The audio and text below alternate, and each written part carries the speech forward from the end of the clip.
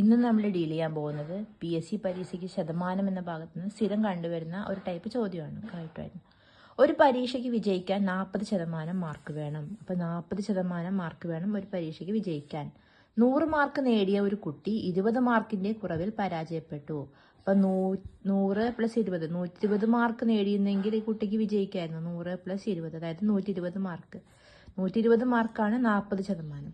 അപ്പോൾ എങ്കിൽ എത്ര മാർക്കിനാണ് പരീക്ഷ നടത്തിയത്? അപ്പോൾ 40% എന്ന് പറയുന്നത് 120 ആണ്. അപ്പോൾ 100% എന്ന് പറയുന്നത് എത്രയാണ് എന്നുള്ളതാണ് ചോദ്യം. ഇങ്ങനത്തെ ചോദ്യം വരുമ്പോൾ നമ്മൾ എന്ത് ചെയ്യണം എന്ന് വെച്ചാൽ ഇതും കൂടി മൾട്ടിപ്ലൈ ചെയ്യണം. അതിനെ നമ്മൾ ഇതുകൊണ്ട് ഡിവൈഡ് ചെയ്യണം. അതായത് 100 × 120 ഡിവൈഡഡ് ബൈ 40.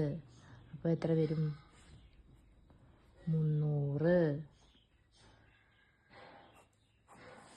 300 മാർക്കിനാണ് പരീക്ഷ നടത്തിയത്. അടുത്ത ചോദ്യം, ഒരു പരീക്ഷയ്ക്ക് വിജയിക്കാൻ 25% മാർക്ക് വേണം. അപ്പോൾ 25% മാർക്ക് വേണം. 75 മാർക്ക് നേടിയ ഒരു കുട്ടി 50 മാർക്കിന്റെ കുറവിൽ പരാജയപ്പെട്ടു. അപ്പോൾ 75 + 50 ആണ് 25%. അതെത്രയാണ്? 125.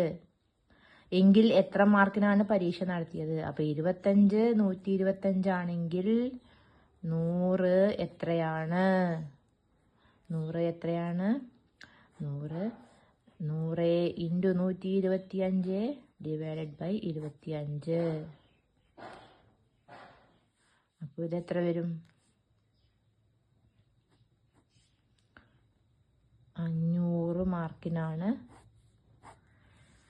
മൊത്തം മാർക്കിനാണ് പരീക്ഷ നടന്നത്. അപ്പോൾ ഇങ്ങനത്തെ ചോദ്യങ്ങൾ വന്നാൽ സുഖമാണ്. എന്താണോ കിട്ടിയിരിക്കുന്നത് അത് ഇക്വേറ്റ് ചെയ്യുക. എന്നിട്ട് 100%-ന് ഓപ്പോസിറ്റായിട്ട് മൾട്ടിപ്ലൈ ചെയ്യുക, ഡിവൈഡ് ബൈ അത് ചെയ്യുക. ഇങ്ങനത്തെ കുറച്ച് ക്വസ്റ്റ്യൻസ് പ്രാക്ടീസ് ചെയ്താൽ മതി. സുഖമായിട്ട് നിങ്ങൾക്ക് 1 മാർക്ക് സ്കോർ ചെയ്യാൻ പറ്റും.